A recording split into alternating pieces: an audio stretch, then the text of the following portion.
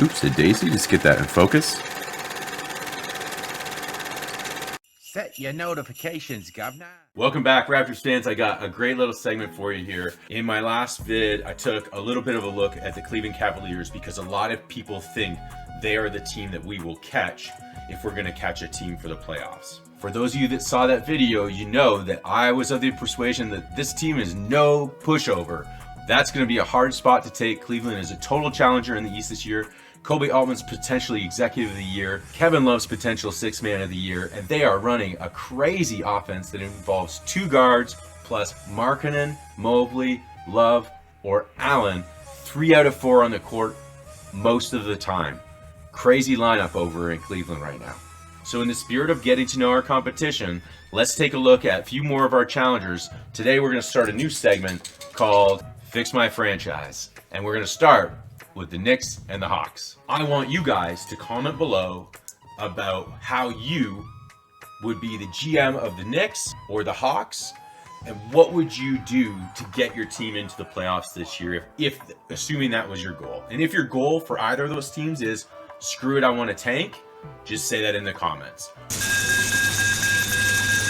And so I want to take a look at the Knicks and the Hawks real quick so that we kind of have a good understanding of what those franchises are doing through the recent trade that involved Cam Reddish. And the reason I'm doing this is I want Raptors fans to know their competition. And I find a lot of times that we hear trade rumors and we get caught up in the fact that it might happen, but we don't even stop to consider what the other franchise is doing in terms of its long game and its current situation, so that we don't believe every rumor we hear and suddenly think that Jalen Suggs is the only draft pick we could possibly take in the draft. The Toronto Raptors select Scotty Barnes.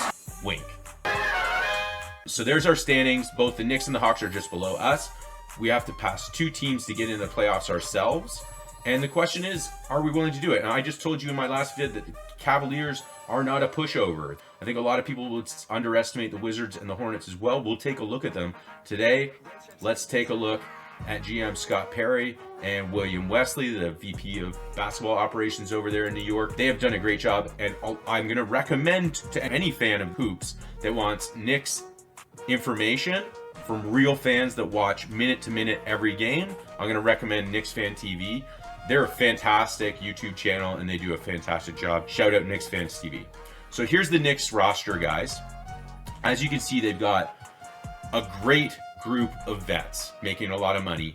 But what's super impressive about what the Knicks have done is they have a borderline playoff team of vets that is supported by youngsters, Obi Toppin, RJ Barrett. They just got Reddish, Quickly, Grimes, Robinson, and McBride. That is a fantastic next generation for the Knicks, and they have fantastic vets to mentor them. Now, first off, are you of the persuasion that the Knicks should blow all this shit up and do what Jeff Weltman did in Orlando with Vucevic, Gordon, and Fournier, and simply blow this up and get the assets he can and rebuild really quickly? If you're of that persuasion, say it in the comments, because you can definitely market Kemba. You could definitely market Fournier and Randall and Derrick Rose to a playoff team. So would you do that, guys? Would you tank if you're the Knicks? Or would you get your team into the playoffs by really preaching the Tom Thibodeau defensive first thing? What would you do to get yourself in there if you were the Knicks? Or is this not a playoff team? And I can also update you and tell you Kemba is back playing. He played last night after missing 9 games. Apparently he was in Thibodeau's doghouse.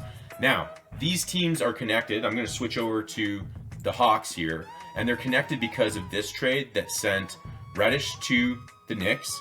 The Knicks eat the contract of Solomon Hill. The Knicks get a second rounder. And the Hawks get a protected first rounder. And they get Kevin Knox. Now, I've seen good coverage about why the Knicks would do this trade because they get the best player in Reddish. But the Hawks made this deal to benefit themselves too. And I haven't seen good coverage as to why that is. So to do that, let's take a look at the Atlanta Hawks. So they knew they weren't going to keep both of Reddish and his draft mate from the same position on the floor, DeAndre Hunter, who is a young defensive first, literally shut down the Durants and guys like that around the league type of player. They kept Hunter. And I have to say that although Reddish was the most talented player in that deal, Reddish was not the most talented out of him and Hunter. The Hawks kept the right young forward. So consider this like a Kyle Lowry trade. We got Precious and an expiring contract in Dragic of high value that we could potentially do something with when we would have got nothing. Kalo Memories gets to be with Butler in the beaches of Miami, and he does us a solid, lets us get something for him. We do him a solid, use our bird rights to get him paid. So they're looking to do the same thing here. The return for Reddish, when you start to realize that the Hawks weren't going to keep him anyway, actually becomes quite significant, because the Knicks are going to eat the Solomon Hill contract. The Hawks get a first rounder, although protected, or at least, at the very least, I think it's a 2025 second rounder. And they also get Kevin Knox. Why is this significant? He's 22 years old. He needed a greener pasture. They weren't going to keep Reddish anyway. And the Hawks get a young Padawan to mentor under Hunter, Clint Capella, and John Collins. If Knox is able to fulfill some of his potential and make any of these higher paid guys expendable within a season or two, because the Hawks develop him and get him, say, on a bargain 2-year contract, then the Hawks get a fantastic return for a player that they weren't going to get anything for at the end of the season. And Knox comes right in and replaces Reddish in terms of the depth chart. In fact, the Hawks are going to get more play out of Herter and Williams and Okongwu because they moved Reddish. So this is a good deal for the Hawks, in my opinion.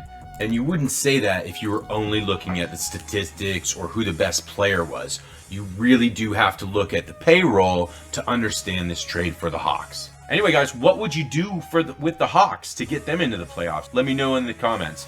Cheers, and always remember, at the end of the day, it's all about the Larrys. Are your Clippers going to make the playoffs this year, Kawhi? I don't even know where you're sitting at. That's bullshit, Kawhi. This is Chef's Kiss approved. Mwah!